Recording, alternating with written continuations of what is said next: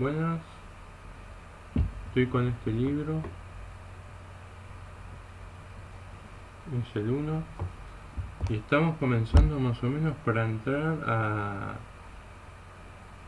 a llegar a entender un poco este libro tan fantástico y a entender un poco de Kabbalah, ¿no? que, que ayuda mucho. Bueno, yo dejé eh,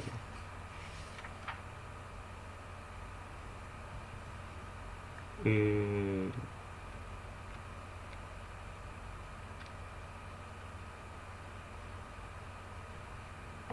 bueno, hice en un video antes, hice un prefacio de Rebe de Lubavitch, etcétera, de Menachem Schneerson.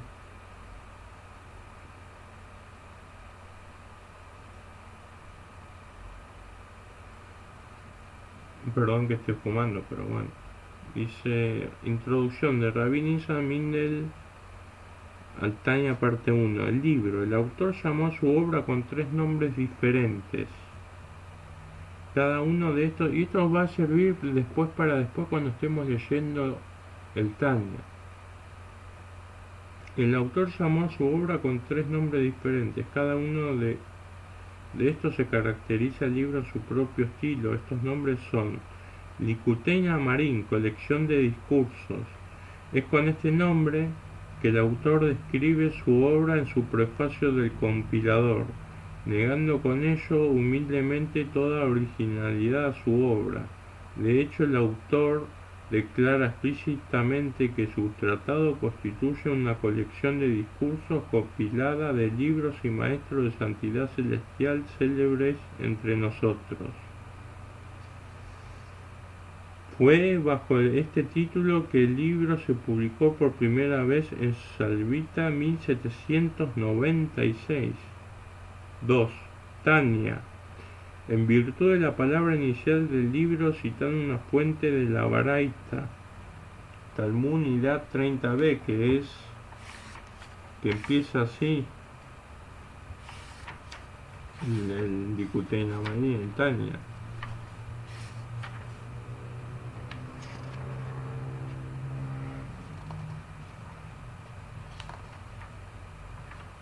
A ver. No es que empieza así, pero el Alter Rebbe dice: hemos estudiado Nidá final del capítulo 3, Talmud Nidá 30b. Antes que el creyente nazca, se lo hace jurar exhortándole: sé justo y no seas malvado, y aun si todo el mundo por entero, juzgándote por tus acciones, te dice que eres justo, considérate como un malvado. Y hay una nota que dice: el alma del creyente desciende a un cuerpo con un objetivo, cumplir con una misión espiritual específica en este mundo. Para posibilitarle cumplirla, se le administra un juramento celestial de que sea justo y no malvado, y que al mismo tiempo se considere como malvado y no justo. La raíz Shin Bet Ain del verbo Mashvim se lo hace jurar, es virtualmente idéntica a la raíz Shin Bet Ain del verbo Mashvim, se lo sacia.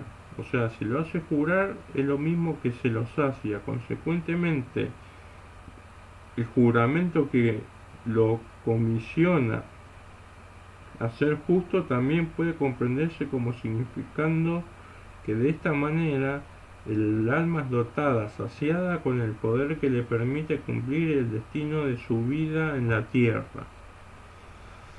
Bueno, esa es la Baraita. La cita del acervo tanático sirve al autor más que de una introducción homilética a su sistema, en vista de que trata del místico descenso del alma y su destino, proveer al autor de un punto de partida basado en el Talmud, desde el cual desarrollar todo su sistema. El libro apareció bajo este título en la segunda oportunidad, Soltiev 1798 con las palabras Likutei Amarim como subtítulo.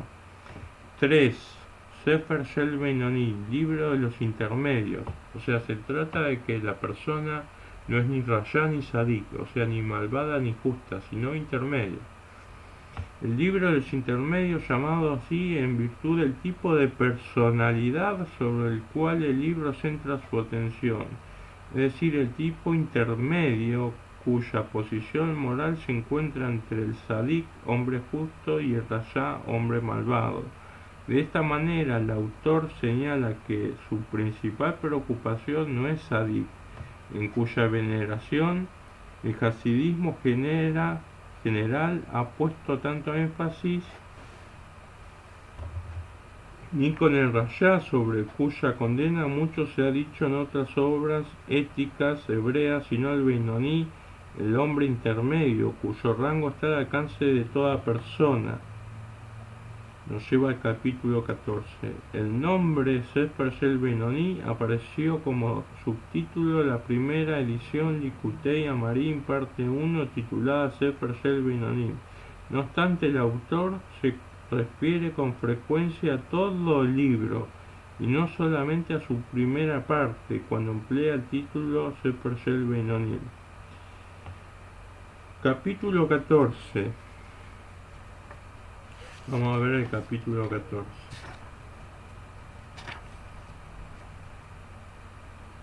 Página 155.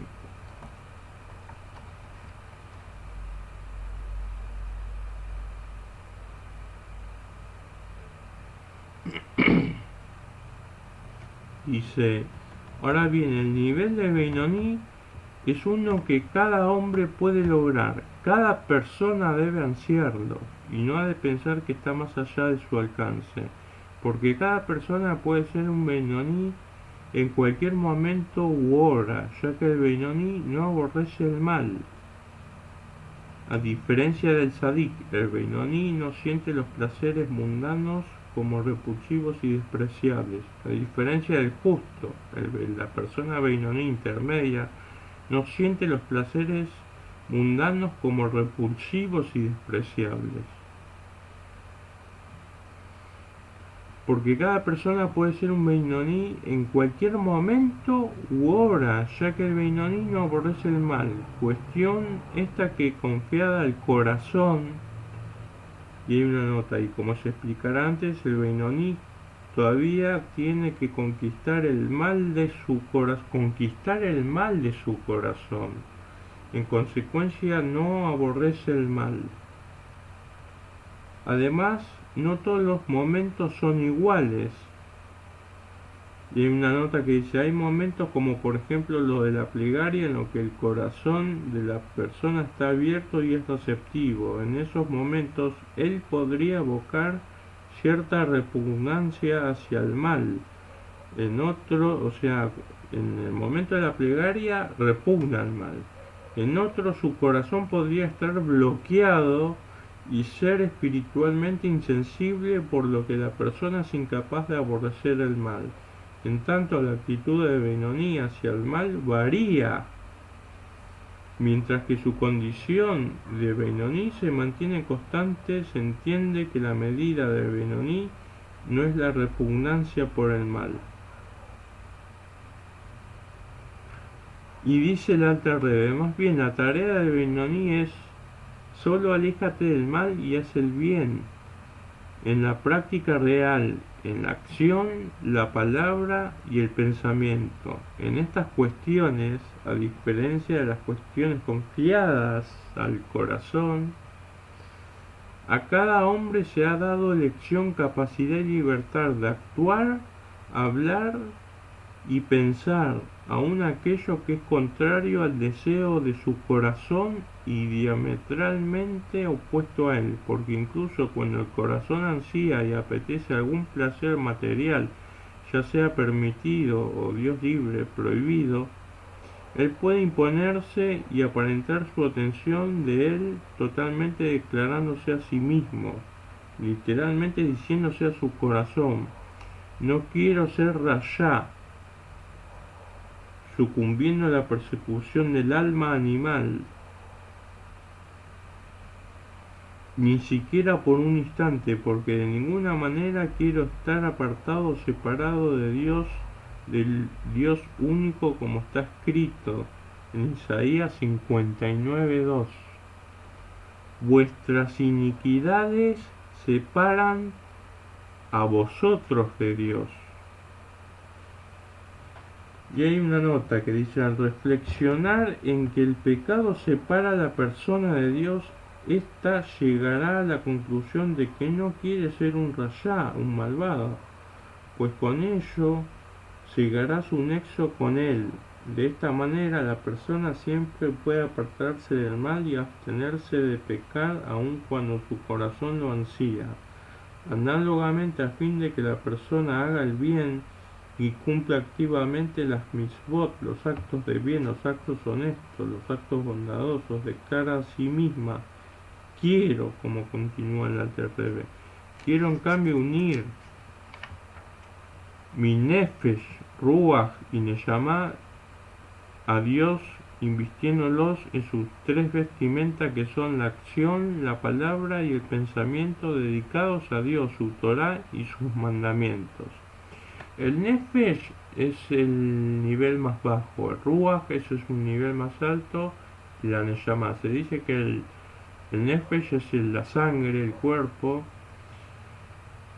el ruach son las emociones y la neyamá la intelectualidad, y más arriba está la espiritualidad, el alma divina.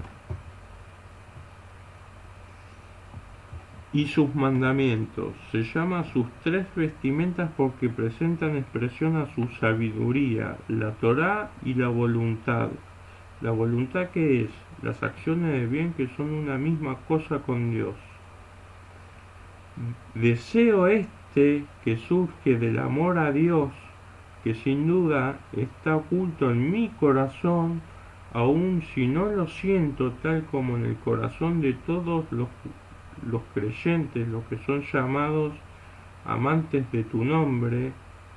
Esto está en Salmo 5:12. En razón de su inherente amor a Dios, a pesar de que no todos ellos sienten este amor en forma pero consciente, amantes de tu nombre, y por eso hasta un Kal Shevalkin, un creyente más indigno, es capaz de sacrificar su vida por la santidad de Dios. Seguro que yo no soy inferior a él. Lo que sucede es que un espíritu de necedad lo ha vencido, etc. Bueno,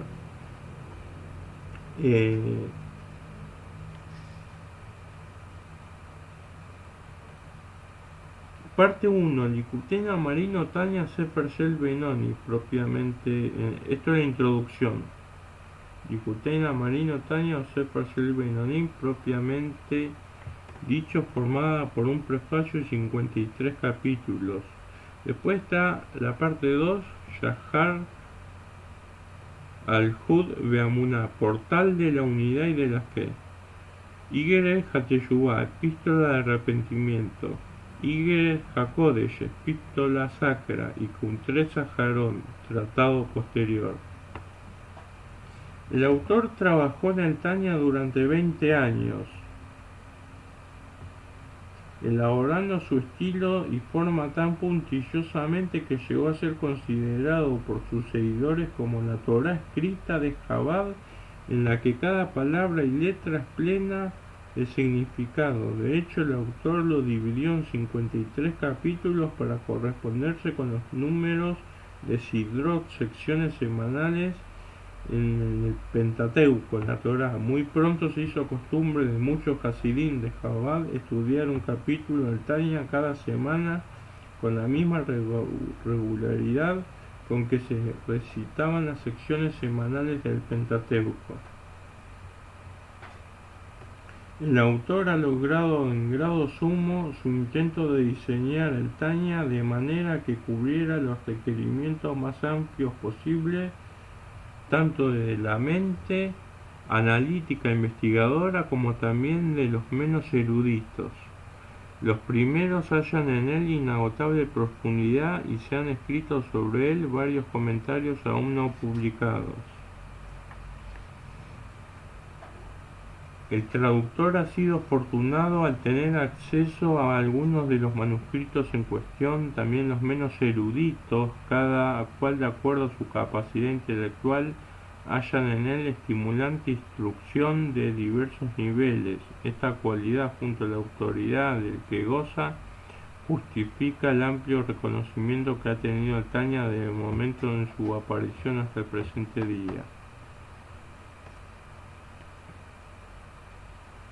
El Tanya fue escrito, como lo indica el autor en su prefacio, para el hombre en búsqueda y el perplejo. Ello nos tienta a trazar un paralelo entre este autor y su libro y Maimónides y su guía de descarriados, que lo tenemos acá. De hecho, ambos presentan algunos sorprendentes puntos en común. Cada uno de ellos asentó primero su reputación como talmudista y codificador antes de publicar su obra filosófica. Ambos han escrito códigos de las leyes todavía autoritarios y populares. Cada uno de ellos creó una nueva y perdurable escuela de pensamiento de filosofía judía, y uno, igual que otro, se evocó a la escritura de una obra que apuntaba a ayudar a quienes precisaban instrucción en sus creencias religiosas. No obstante, ambos provocaron una tajante oposición desde las filas directivas de parte del judaísmo ortodoxo. Ambos fueron malentendidos y sus tratados filosóficos prohibidos, tanto Maimónides como el Alter Rebbe, el autor de este libro. Pero el paralelo llegó solo hasta aquí. La guía de los descarriados de Maimónides y el Tanya representan dos sistemas ampliamente disímiles, tanto en esencia como en forma. Los dos autores estaban separados en el tiempo por unas 6 centurias, distanciados también geográficamente y con respecto a todo el entorno cultural en que florecieron. Maimónides es el filósofo hebreo racional por excelencia. Rabbi Shlomo Zalman, el Alter Rebbe, es básicamente un místico. Los perplejos, entre comillas, para quienes escribieron eran dos tipos de personas totalmente diferentes.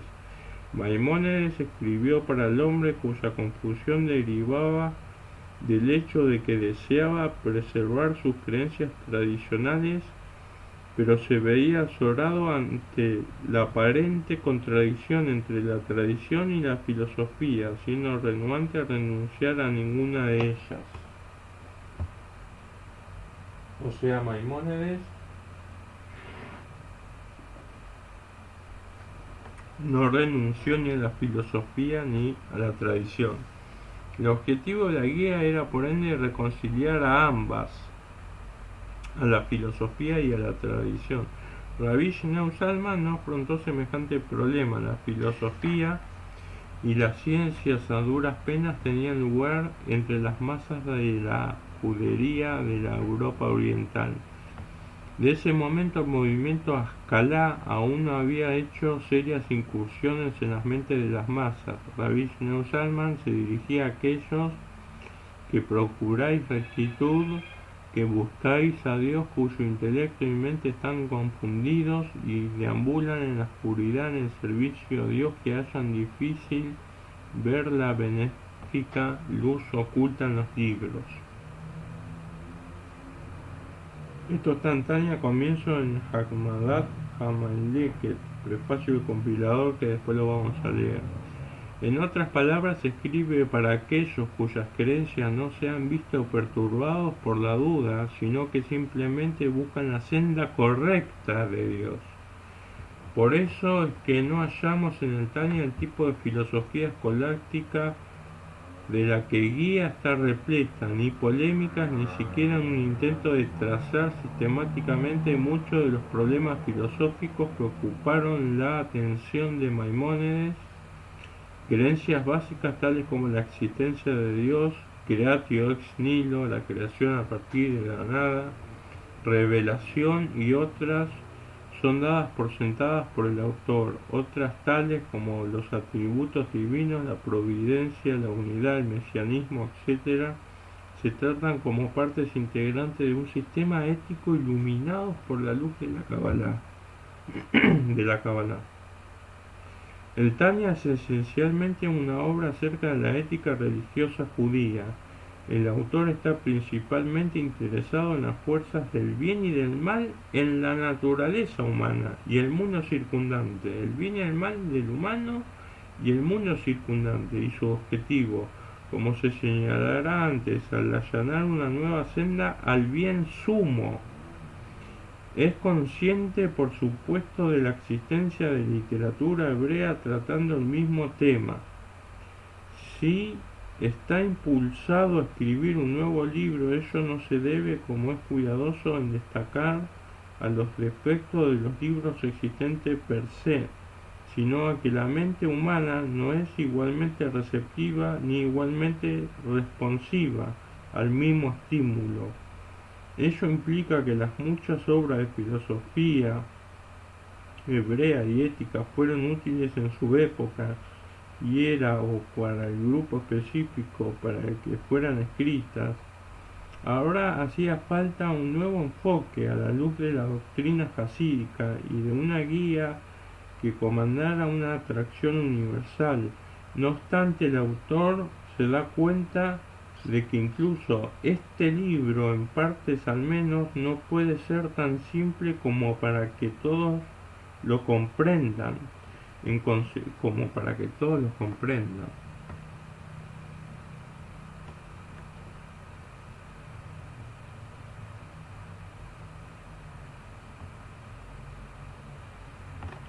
En consecuencia, urge a los más eruditos a no errar por un sentimiento de modestia mal ubicada y no rehusar su conocimiento a quienes los requerirían de ellos en la comprensión de estos discursos. Y también está en el prefacio de compilador, que después lo vamos a ver. Rabbi Shneur Zalman, el autor de este libro, conocía íntimamente a sus perplejos. Llegaban a él en gran número y lo inundaban con preguntas escritas. La mayoría de ellos, sin duda, se componía de gente simple y sin grandes conocimientos, pero también había muchos jóvenes estudiantes de Talmud y hombres de inclinación filosófica, como él en su adolescencia. Procuraban un nuevo modo de vida y nuevos canales para sus anhelos espirituales e intelectuales. La consideración de una audiencia tan variada determinó en gran medida la forma y el estilo del libro. Hablando de forma y estilo, ha de recordarse que mucho antes de volcar sus enseñanzas y doctrinas en forma escrita, las predicó oralmente. Se dice que Rabbi Shneur Zalman predicó oralmente su doctrina durante 12 años antes de volcarlas en sus escritos.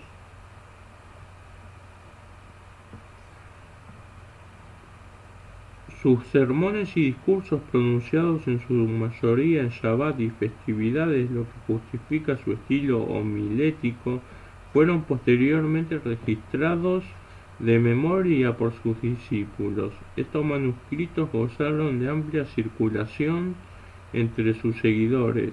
No era poco frecuente que Rabbi Shneur Zalman expusiera sus doctrinas en la forma de epístolas que, al ser de interés general, fueron consideradas por sus seguidores como cartas pastorales y copiadas y recopiladas para la más masiva circulación posible. Con el correr del tiempo, mientras su comunidad de devotos habían precedido numerosamente, Rabbi Shneur Zalman sintió, como explicó en su prefacio, que había llegado el momento de presentar un bosquejo de sus enseñanzas en la forma de un libro que debía reemplazar los panfletos en circulación, muchos de ellos repletos de errores como resultado de su copia y transcripción repetida o por la maliciosa perversidad de sus oponentes.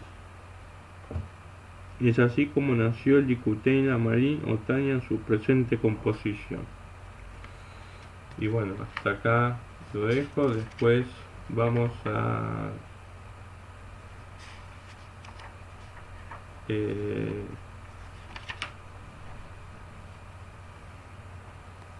ya dije la página titular, ya la dije.